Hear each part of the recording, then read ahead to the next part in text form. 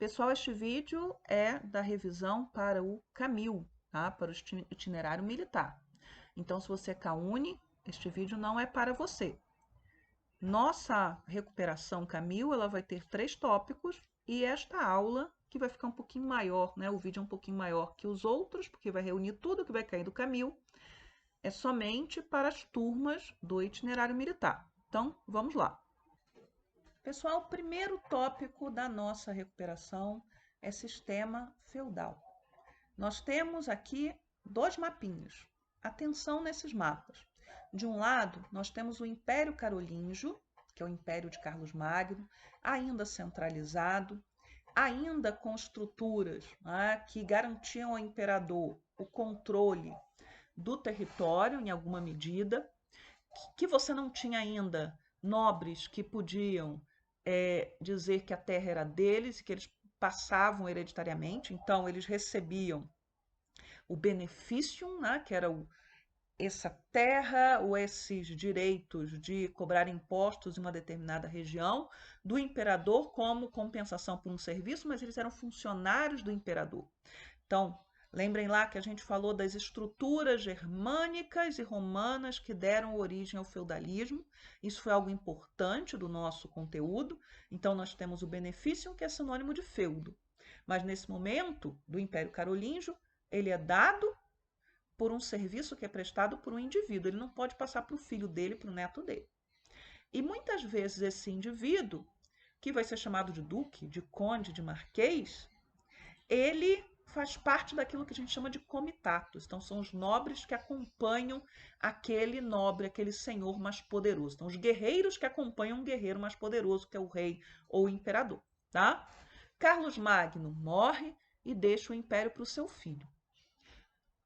O filho de Carlos Magno, ele ainda consegue, aos trancos e barrancos, manter esse império reunido, mas os netos de Carlos Magno, que já fizeram guerra contra o pai, vão dividir o Império Carolíngio em 3 partes. Olha lá para o lado, para o outro, né, mapinha. A partezinha de roxo vai virar o reino da França. A parte central é o reino que vai ficar na mão do neto mais velho de Carlos Magno. Este território central é onde vai ficar a coroa de imperador. Aquela parte marrom, mais para o leste, é a Germânia. Então, o miolinho, né, o ponto de origem do que depois vai ser a Alemanha. E aquilo que está em laranja são territórios que não eram do Império Carolíngio, mas estavam submetidos a ele. Né? São estados eslavos tributários. Eslavo. Os eslavos são povos que estão chegando na Europa Ocidental nesse momento. Russos, poloneses, etc. É neste momento, do final do Império Carolíngio, século IX, que a gente tem uma nova onda de invasões, tá? E é dessas invasões que vocês precisam lembrar. Invasão dos vikings, os eslavos, os magiares, os muçulmanos que estão ali o tempo inteiro. Esses povos estão pressionando esse Império Carolíngio e depois os reinos que vão sair dele. Essa pressão das invasões faz com que as populações acabem se interiorizando ainda mais. E esses reis, que agora não são tão poderosos quanto foi Carlos Magno, eles têm que abrir mão de algumas das suas funções e responsabilidades em favor de outros senhores que sejam capazes de proteger os territórios. É assim que começa a se estruturar de forma efetiva aquilo que a gente chama de sistema feudal, tá?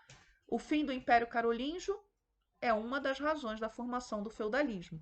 As novas invasões é uma outra questão que também empurra a formação do feudalismo. Nesse slide ainda está mostrando aqui, né, especificando instituições romanas que deram origem ao feudalismo, que ajudaram a constituir o feudalismo. O clientelismo, que era aquela rede de dependência que os cidadãos romanos ricos tinham em relação a outros cidadãos que não eram tão ricos, e esses outros deveriam lhe prestar algum serviço, é isso que é clientelismo. O colonato, que era quando um ex-escravo ou um camponês livre tinha que se colocar sob a proteção de um senhor com a condição de não poder abandonar a terra. Então, o escravo deixava de ser escravo, mas ele assumia com o seu antigo senhor o dever de permanecer na terra, por ele e por seus descendentes. O camponês que não conseguia mais proteger sua terra, no final do Império Romano, o Estado desaparecendo, se desmontando, se colocava sob a proteção de um homem poderoso ou de alguém, uma família poderosa, desde que ele permanecesse naquela terra. O comitatus e o benefício eu já falei.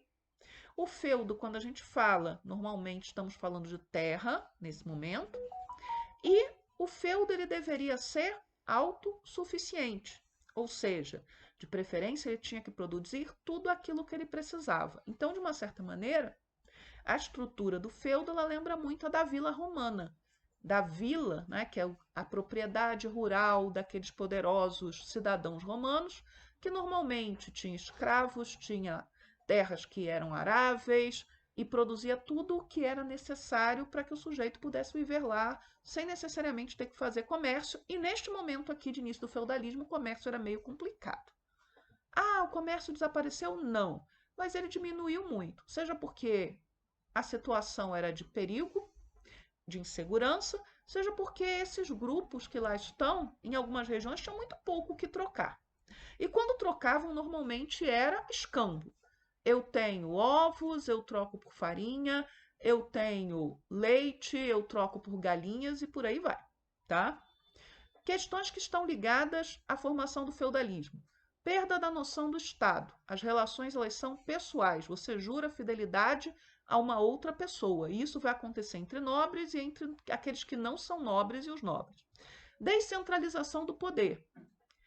Nós temos um rei que é rei e continua sendo e vai ter a sua função justificada principalmente pelo discurso da Igreja Católica, porém, muitas vezes as leis são definidas pelos senhores feudais, os impostos são cobrados pelos senhores feudais, esses senhores eles fazem sua própria moeda, eles têm os seus próprios exércitos, coisas que hoje só o Estado pode ter e pode fazer, eram executadas por indivíduos que, quanto mais terra tinham, mais homens controlavam, mais poderosos eram. A sociedade medieval normalmente aparece nos livros didáticos como a sociedade das três ordens. Isso é uma forma de ver essa sociedade que foi pensada na França no século X. Então havia aqueles que oravam para que a sociedade bem funcionasse, aqueles que guerreavam, então os que oram, os que guerreiam e os que trabalham. O clero, a nobreza, que era uma nobreza guerreira, e os camponeses.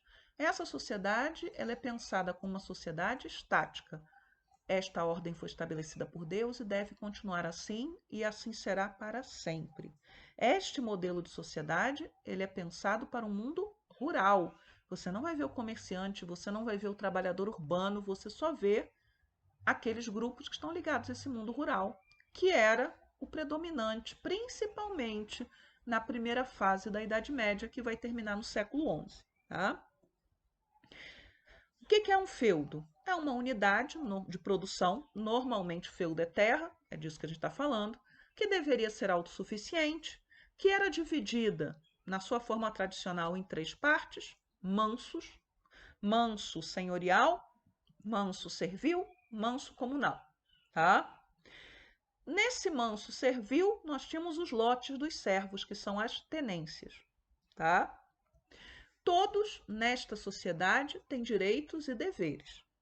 Não existe a situação de só o camponês tem deveres ou só o senhor tem direitos. Porém, os senhores, claro, dominam essa sociedade.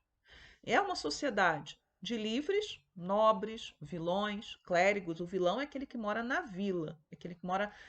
O burguês também é alguém que é livre, mas não estou falando dele aqui. E não livres, servos e escravos. Havia escravo na Idade Média? Havia.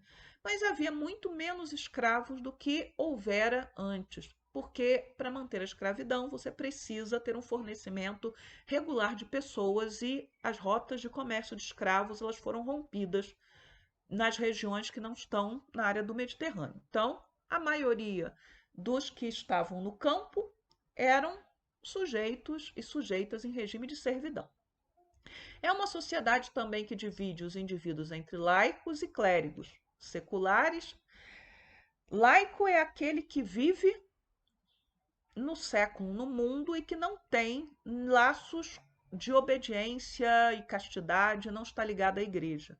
E o clérigo é aquele que está ligado à Igreja Católica. E podem se dividir em seculares e regulares. Seculares é aqueles que vivem no meio do povo, o padre da paróquia, o bispo, e o regular é aquele que vive no mosteiro. Já houve uma questão nas PSECs, a gente viu isso em sala sobre isso, né?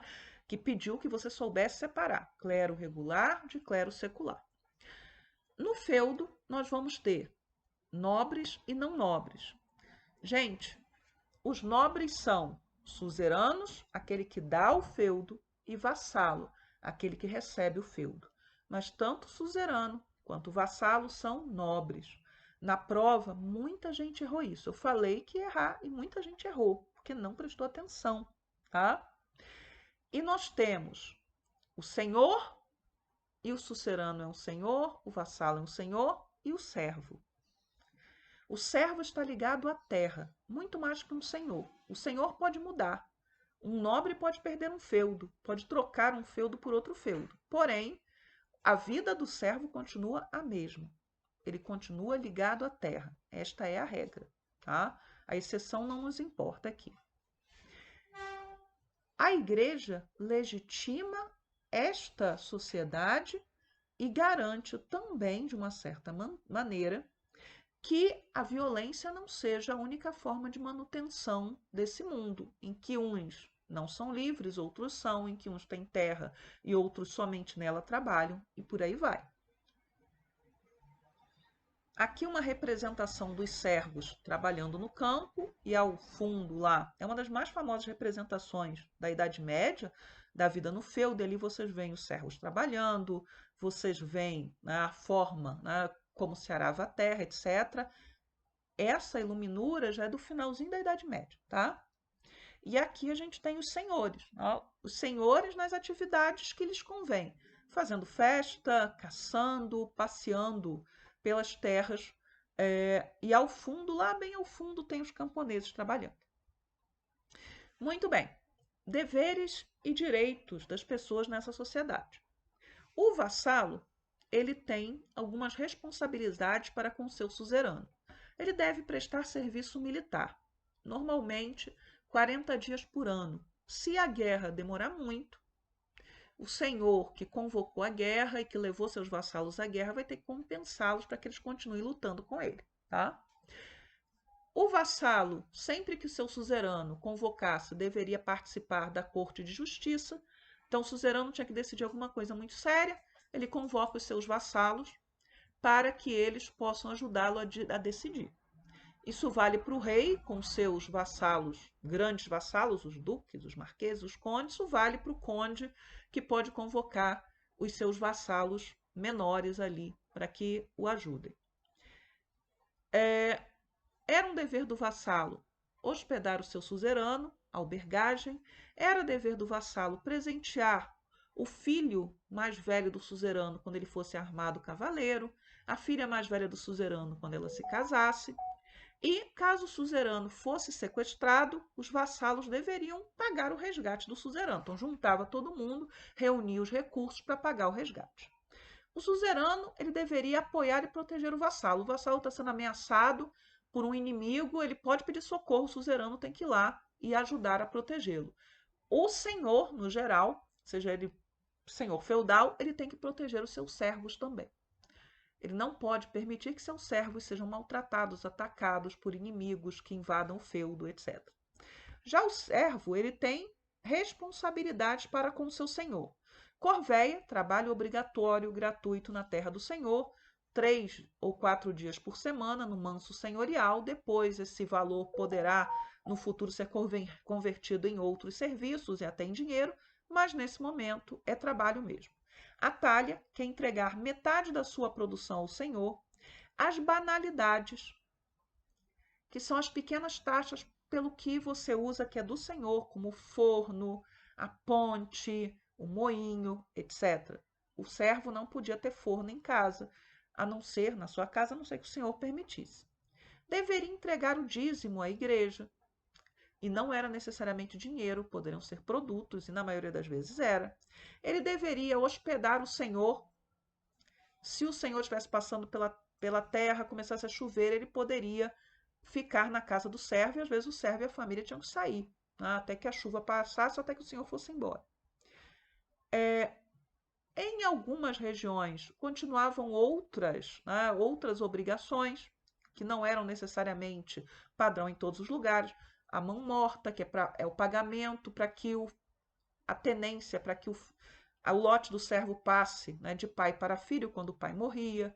A taxa para poder casar, que é formariagem. A captação, que era quando o senhor fazia o recenseamento dos seus servos. Então, há aquilo que existe em todo lugar: corvéia, talha, banalidade, dízimo, albergagem, e aquilo que pode variar de lugar para lugar. Dentro dessa sociedade, a pior ofensa possível, a pior de todas, era a felonia, era você trair o seu senhor. Então, você poderia praticar a felonia contra o seu senhor feudal, ou você poderia praticar a felonia, a traição contra Deus. E a Igreja Católica, ela poderia excomungar, expulsar da igreja aqueles que cometiam algum ato de traição, seja contra a igreja ou seja contra os laços feudais. Alguém que era excomungado, não importa se é rei, se é duque, quem quer que seja, ele automaticamente, os laços feudais são dissolvidos. Qualquer um pode ir lá e tomar o feudo dele, ou pode matá-lo. Então, assim, ser excomungado, pelo menos até o século XII, até o século XIII, era um grande problema. Ia dar uma grande dor de cabeça. E quando a igreja excomungava alguém, o indivíduo tendia a recuar. Terminamos, então, o primeiro tópico para a recuperação Camil. Então, cai feudalismo, renascimento urbano e comercial e cruzada. É o que vai cair na prova de vocês. Segundo tópico da nossa recuperação Camil: urbanização, crescimento das cidades. No século XI para o século XII, nós vamos ter uma série de mudanças dentro do panorama europeu, que vão possibilitar um aumento da produção e o aparecimento, pela primeira vez em muito tempo, do excedente agrícola, que é aquilo que sobra, né? A sociedade medieval, até aquele momento e durante todo esse período, isso ainda está muito presente, ela vivia sempre no limiar da fome. Será que vai sobrar comida ou vai faltar comida? Nesse momento, por uma série de questões, mudanças climáticas, que não foram provocadas pelo ser humano, que fique claro, inovações técnicas, em especial o uso de um novo tipo de arado chamado charrua, que era de ferro e que precisava ser atrelado a animais e atrelado a 2 animais e não a um só. O desenvolvimento, né, de técnicas como a rotação de culturas, em que você deixa um pedacinho do campo descansando e vai utilizando os demais e alternando aquilo que você planta nesses pedaços de terra. O desenvolvimento ou a melhoria de moinhos de vento, moinhos de água, a recuperação de terras que tinham sido abandonadas ou mesmo que não tinham sido utilizadas, a gente chama de arroteamentos, essa recuperação de terras, essa expansão das terras, então derrubada de florestas, drenagem de pântanos. E algo que vai dar uma maior tranquilidade à Europa, que é o fim das invasões. Quem tinha que chegar, chegou até mais ou menos o século X, início do século XI, e a gente vai ter que esperar um bom tempo para ver novos invasores no panorama europeu. Muito bem. Teremos mais alimento, menos guerras, um crescimento demográfico. Ora, se você tem mais gente, essas pessoas talvez não possam ficar todas no campo. E algo importante, se tem mais camponês, se o camponês está vivendo mais e melhor, os nobres vão estar vivendo mais e melhor, uma proporção ainda maior. E certamente você também vai ter a necessidade de novos feudos para esses filhos da nobreza, tá? Mas muito bem. O que a gente vai ter? Vai ter o camponês indo vender o seu excedente nas encruzilhadas, nas muralhas de determinados castelos, e nós vamos ter a expansão das pequenas cidades que tinham sobrevivido, principalmente no centro-norte da Europa. Como é que a gente chama a cidade a gente chama de burgo. Burgo é local fortificado, porque cidade na antiguidade, na Idade Média, precisava ter muralha, tá? A maioria da população continuava no campo, mas agora você tem gente que pode ser liberada e muitos senhores vão liberar parte dos seus camponeses mediante alguma compensação, ou camponeses vão começar a fugir para esses centros urbanos, e havia um ditado na época: cidade tem cheiro de liberdade, mas a gente não pode esquecer que é um mundo rural e vai continuar assim por muito tempo. Bem, nos lugares onde esses camponeses vão vender os seus produtos, poderiam surgir novas cidades, cidades poderiam se ampliar, mas também vão se desenvolver aquilo que a gente chama de feiras, tá? Aqui vocês vão ver uma imagem que é uma representação moderna de uma feira medieval, a mais importante de todas, que é a Feira da Champanhe. Essas feiras, elas se reuniam, às vezes, várias vezes por ano, de 3 em 3 meses, 6 em 6 meses, e elas não duravam um dia só, tá? Então, vinha gente de perto vender serviços, porque se tinha muita gente indo e vindo, alguém tinha que vender a comida de rua, alguém tinha que oferecer os serviços, como o ferreiro, alguém tinha que divertir essas pessoas, mas vinha gente de longe também, trazendo produtos exóticos. Então a feira reunia gente pobre e gente rica. E nos lugares onde essas feiras aconteciam com regularidade, também poderiam surgir cidades. Quem é que mora na cidade? Mora na cidade o burguês. Burguês, nesse momento, não é, como a gente está falando na base, né, de Revolução Francesa, etc., ele não é ainda uma classe social, um grupo que vai tentar fazer revoluções. Não, burguês é quem mora na cidade. Havia burguês pobre e burguês rico, mas burguês é simplesmente isso. É o sujeito que mora na cidade, é o artesão, é o trabalhador urbano, é o comerciante, é o soldado que está a serviço do senhor daquela cidade, que pode ser o bispo, porque o bispo normalmente mora na cidade, é na cidade que vai estar a catedral, e essas pessoas se dedicam às mais diferentes atividades. Está escrito aqui no slide, corporação de ofício. Corporação de ofício é uma associação de trabalhadores da mesma profissão. Profissão sinônimo de ofício. Tá? Em alguns lugares da Europa, corporação de ofício pode ser chamada de guilda. Alguns livros didáticos, isso pode de repente aparecer numa questão da SpaceX, não na nossa recuperação, vai dizer que guilda se aplica somente aos comerciantes. Não é bem uma verdade, mas se aparecer isso especificamente, vocês sabem por que apareceu. Mas muito bem, associação de gente da mesma profissão. O sujeito entrava como aprendiz, então aquele que vai aprender a profissão, às vezes ele ficava anos nessa condição, 2, 3, 4, 5, 10 anos. Havia ofícios que eram de longa, demoravam muito para que o sujeito aprendesse a profissão, se tornasse artesão, e mais tempo ainda para que ele se tornasse mestre. O artesão normalmente era dono das suas ferramentas, não raro, principalmente o aprendiz, morava na própria oficina, né? Era ali que ele habitava ou nos arredores da oficina, tá? Então ele sabe fazer o produto inteiro, desde a seleção da matéria-prima até colocar o produto no mercado, e ele é dono das suas ferramentas. Também havia na corporação de ofício o jornaleiro, que é aquele que trabalha por jornada, né? Em francês, dia jour, então pelo salário do dia. Esse sujeito, às vezes, sonhava em se tornar aprendiz e entrar para a corporação, mas em muitos casos era somente o sujeito que era mão de obra barata, que trabalhava ali fazendo os serviços que os aprendizes e os artesãos não iriam fazer, tá? A corporação de ofício é uma organização anticapitalista por princípio. O capitalismo não nasceu e a corporação é um entrave ao desenvolvimento do capitalismo. Por quê?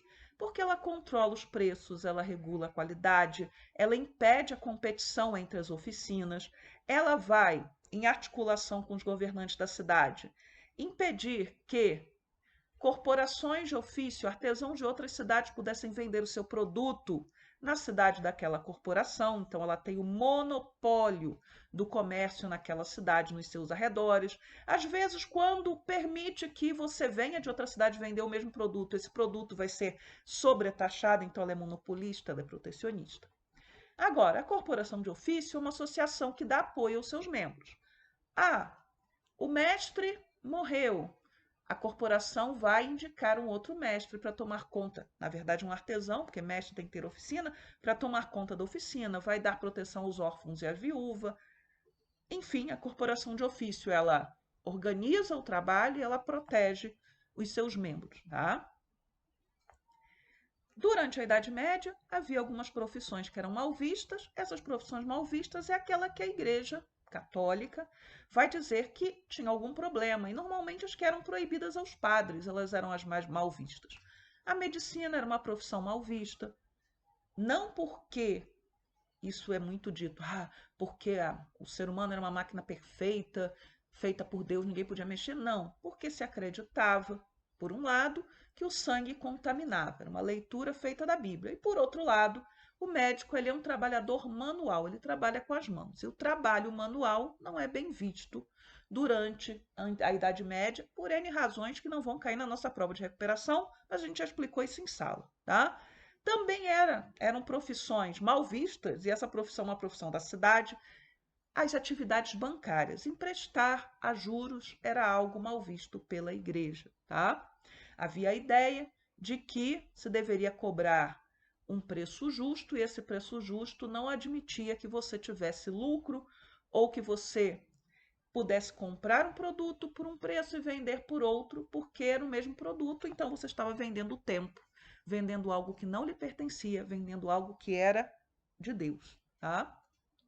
Bem, durante a Idade Média e principalmente no ambiente urbano, essas atividades que eram mal vistas para os cristãos acabavam sendo desempenhadas por gente que não era cristã, principalmente.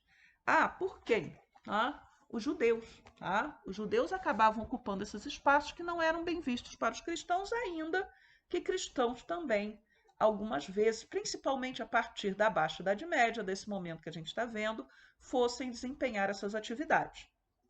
Os judeus, eles vão sofrer grandes perseguições, entre outras coisas, por não serem cristãos e por estarem associados a atividades que os cristãos não podiam fazer e por isso eram mal vistas, tá? Uma das regras durante a Idade Média é que se você não quer pagar o empréstimo que você fez junto a um banqueiro, muitas vezes bastava matar o banqueiro, acusando aquele banqueiro de algum crime. O próprio ser banqueiro, emprestar dinheiro a juros, já era um crime em si. Então, italianos, judeus vão praticar atividades bancárias, muitas vezes eram expulsos dos países, eram expulsos da cidade, tinham seus bens confiscados, tá? No ambiente da cidade, nós vamos ter um tipo de arquitetura própria que vai se desenvolver nesse otimismo da cidade que cresce, da cidade que é dinâmica, que é o gótico, tá? O gótico que tem os vitrais coloridos para filtrar a luz, que aponta para os céus, Deus é luz, e quanto mais rica uma catedral fosse, maior era a humildade do povo que tinha doado, né? Eles mostravam que eram humildes e que eram tementes a Deus, porque eles tinham doado o máximo possível para construir aquela belíssima catedral. Tá? Aí um exemplo, a Catedral de Reims, que era onde eram coroados os reis da França, é um exemplo da arquitetura gótica. Do outro lado ali, um vitral da Catedral de Chartres, outra catedral, ambas francesas e góticas. Tá?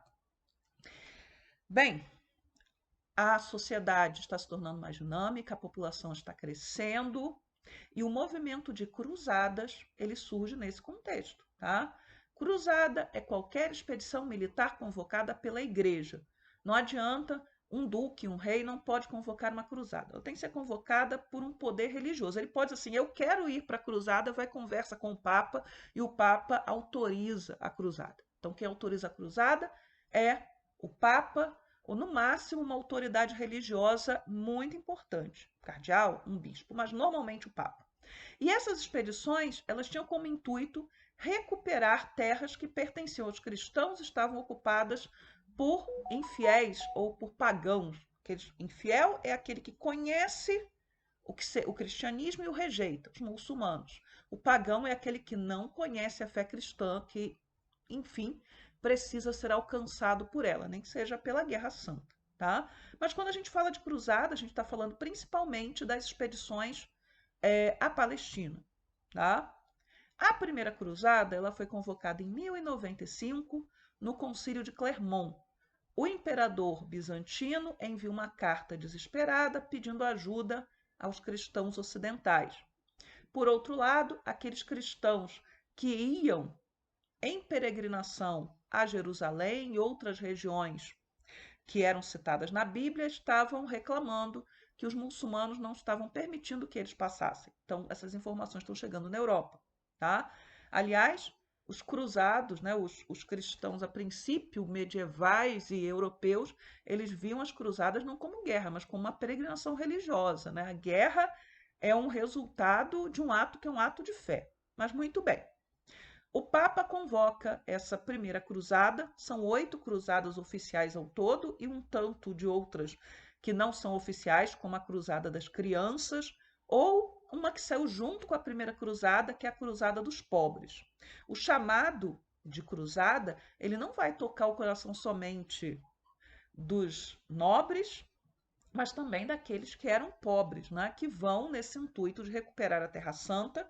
Quem fosse para a cruzada, por princípio, já estava perdoado dos seus pecados. Quem fosse para a cruzada poderia conseguir também grandes riquezas. Como eu pontuei, nós temos um crescimento demográfico dentro da Europa, nós temos nobres que jamais terão chance de ter um feudo se ficarem na Europa, então a cruzada é uma possibilidade de salvação, de glória e também de riqueza, tá? Então a cruzada é movida por sentimentos religiosos, mas também tem uma função muito prática, tirar esta violência que estava se acumulando dentro da Europa e que poderia resultar em conflitos e desviar para fora. E os muçulmanos vão ler aquilo como uma agressão. E uma agressão que vai ser feita principalmente, que eles vão chamar os cruzados de francos, porque a maioria dos cruzados eram franceses, tá? Aqui um mapa da primeira cruzada, de onde, né, das rotas que vão sair lá da Europa, das várias regiões, da França, e vão se encontrar ali em Constantinopla, que era a capital do Império Bizantino, e seguem para o Oriente. A primeira cruzada foi muito bem sucedida, na medida em que ela atingiu seu objetivo, que era conquistar Jerusalém. E não conquistou somente Jerusalém, mas uma série de territórios no Oriente que foram divididos e reorganizados à moda feudal francesa. Então, foram transformados em feudos. Então, vamos ter o Reino de Jerusalém e os territórios feudais submissos a ele. Isso não vai durar muito tempo, claro. Aqui nesse slide, nós vamos ter um resultado dessas cruzadas, está ligado ao fenômeno das cruzadas, que é a formação das ordens de cavalaria. Os padres, os sacerdotes, a princípio, eram proibidos de pegarem armas, mas no contexto da cruzada foi criada uma exceção. Vamos ter os chamados monges guerreiros. As ordens de cavalaria mais famosas é a ordem dos templários, então dos cavaleiros do Templo de Jerusalém, do Templo de Salomão, a ordem dos hospitalários, que existe até hoje, que virou a Ordem de Malta, sobreviveu à cruzada, sobreviveu à Idade Média, a Ordem de São Tiago da Espada, que vai estar direcionada lá para a Península Ibérica, para a Reconquista, falaremos disso, a Ordem dos Cavaleiros Teutônicos, que era alemã e que vai participar a partir da Terceira Cruzada, tá? Foram 8 cruzadas ao todo, a primeira cruzada foi bem sucedida, mas os muçulmanos vão reagir, a segunda cruzada não vai ter grande efeito, e entre a segunda cruzada e a terceira cruzada, os muçulmanos vão recuperar Jerusalém e vai se projetar uma liderança muçulmana super importante, que é o Saladino. Saladino como grande líder que vai conseguir conquistar boa parte dos territórios que estavam nas mãos dos cristãos. Isso faz com que se convoque uma terceira cruzada, que é chamada Cruzada dos Reis. Vai o rei da França, o rei da Inglaterra, que é o Ricardo Coração de Leão, e vai também o imperador do Sacro Império Romano Germânico, Frederico Barbarruiva, que morre nessa cruzada, não em batalha, morre de um ataque cardíaco, de um choque térmico, enfim, já estava idoso e acaba morrendo. O Ricardo Coração de Leão vira o líder dessa cruzada e ele e o Saladino vão se enfrentar várias vezes sem nunca se encontrar, mandam presentes um para o outro, se admiram como líderes guerreiros e, no final das contas, acabam fazendo um acordo. Jerusalém fica com os muçulmanos, mas Saladino vai permitir que alguns territórios cristãos sejam mantidos e que os cristãos possam visitar Jerusalém. Ricardo larga a cruzada e vai embora. Para ele já era o suficiente isso, tá? A quarta cruzada é uma cruzada muito peculiar, porque ela vai ser convocada para ir para a Terra Santa, ela deveria ir para o Egito e depois, claro, chegar a Jerusalém, mas os cristãos que vão nessa cruzada, ao invés de irem para o Egito, pegam um pequeno desvio, atacam Constantinopla, o Império Bizantino era cristão, e conquistam Constantinopla. Então, é uma associação de cavaleiros nobres e comerciantes italianos que estão interessados muito mais em lucro, em abrir as rotas de comércio aos interesses da cristandade ocidental, dos ocidentais. Eles vão fundar o Império Latino de Constantinopla. Ele não vai durar tanto tempo assim, mas ao invés de seguirem o caminho previsto, eles vão colocar cristãos lutando contra cristãos. Aqui é uma iluminura mostrando o rei Luís IX da França, que depois vai ser canonizado, que é quem vai liderar as duas últimas cruzadas, a sétima e a oitava. Tá? A quinta cruzada vai ser para o Egito, é a única que vai ter alguém interessado em converter os muçulmanos, Francisco de Assis, santo, né? São Francisco de Assis. A sexta cruzada, ela é uma cruzada do imperador fazendo um desaforo ao Papa. O imperador tinha sido excomungado, a gente falou sobre isso, expulso da igreja, Frederico II, e ele acaba indo numa cruzada em que ele vai negociar pessoalmente, ele falava várias línguas, inclusive árabe, ele negocia com os muçulmanos, consegue ser coroado rei de Jerusalém, garante Jerusalém pelo menos por um tempo, mesmo não estando mais dentro da igreja. Então, não vai ter praticamente nenhum combate aí, nós vamos ter negociações diplomáticas. E, por fim, a sétima e oitava cruzada, e o rei da França morre na oitava cruzada. Tá? Vamos lá. Resultados das cruzadas para os europeus, que são pontos muito importantes para a gente. As cidades italianas elas passaram a ter uma participação muito grande no comércio no Mediterrâneo, nesse comércio rico, que trazia aquilo que tinha muito valor, às vezes lá bem de longe da China, passando por rotas terrestres, a rota da seda. Agora os europeus participam desse comércio. Produtos que os europeus não conheciam chegam na Europa: cana-de-açúcar, arroz, trigo, sarraceno, que é um outro tipo de trigo, damasco, algodão, vão ter mais acesso à seda chinesa, etc. Então, coisas que os europeus não tinham, agora eles vão ter. Veja que daqui a pouco a gente vai estar falando de colonização e a cana-de-açúcar é um produto importantíssimo na colonização do Brasil. Nós temos um contato mais intenso com os muçulmanos e os bizantinos, eles não vão estar fazendo guerra o tempo inteiro, eles vão trocar também, tá? Trocas culturais e trocas científicas. No movimento de cruzada, muitas famílias nobres acabaram desaparecendo, tá? Ou se endividando. As cruzadas enfraquecem a nobreza feudal e favorecem o fortalecimento do rei, porque os reis muitas vezes ficavam em casa ou voltavam das cruzadas, deixavam as cruzadas rolando lá, e enquanto isso muitos dos seus nobres estavam morrendo. E ficavam os órfãos que o rei cuidaria, que o rei casaria com quem era do seu interesse, ou as viúvas, então fortalecendo seu poder. E a Igreja Católica também sai um pouco arranhada desse processo, porque ela tinha anunciado, convocado as cruzadas com o objetivo da reconquista desses territórios da Terra Santa e tudo tinha redundado em grande fracasso, tá? Ou em um fracasso naquele objetivo que era a retomada de Jerusalém. Aqui um mapa com as rotas de comércio do final da Idade Média.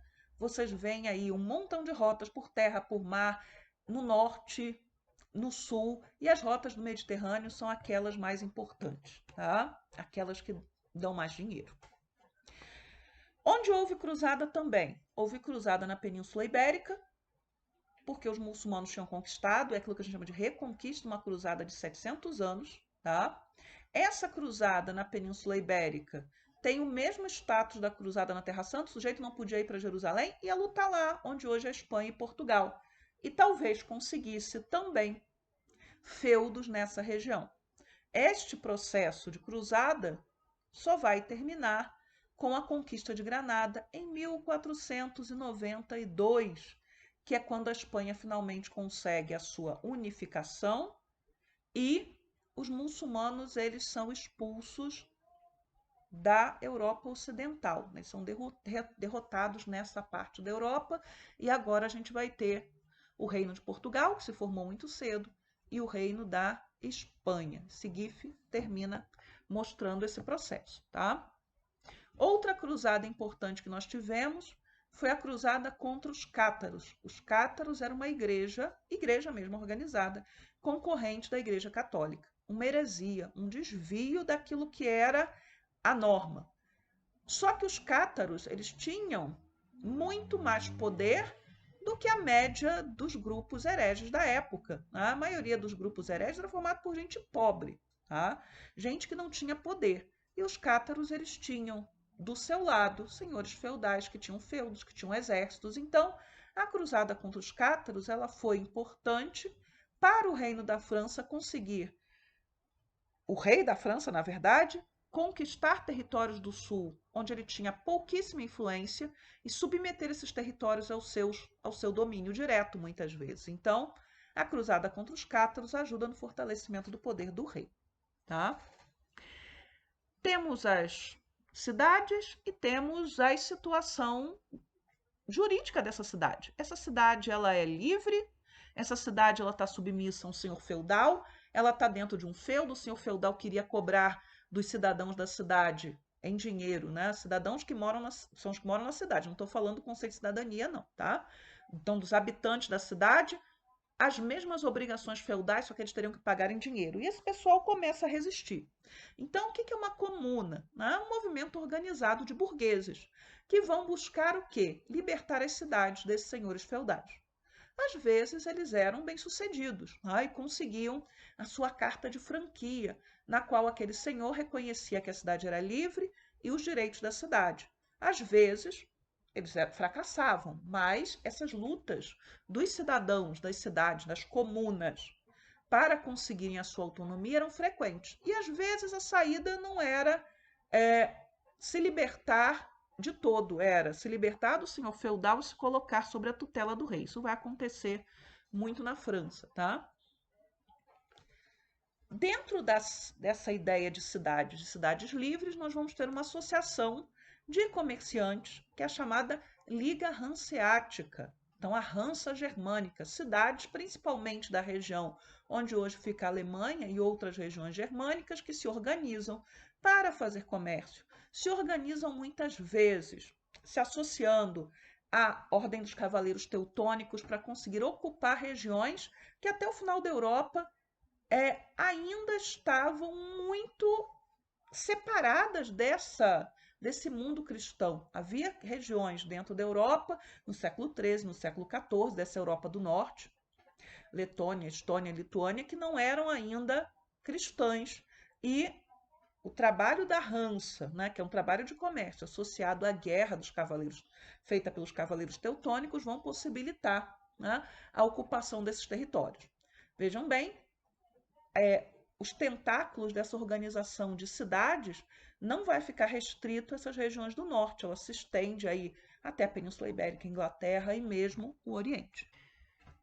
E acabou essa nossa parte, né? Esses 3 tópicos que vão cair na nossa prova de recuperação. Então, o que cai na prova de recuperação do Camil? Cai sistema feudal, cai renascimento urbano e comercial, essa expansão da cidade, e cai cruzada. Fora isso, por favor, vocês não precisam estudar para a recuperação, tá? Então, a recuperação, ela não vai abranger todo o conteúdo para que vocês não tenham como respirar. O objetivo da recuperação é que vocês consigam administrar o conteúdo e executarem uma boa prova e conseguirem se sair melhor do que vocês saíram ao longo do trimestre. Tem o fórum que está lá no bloco da recuperação. Se houver alguma dúvida, por favor, deixem as dúvidas, porque a recuperação é um processo muito rápido. Então, assistam às aulas e deixem as dúvidas de vocês, ok? Então, é isso que a gente tem para a recuperação do Camil.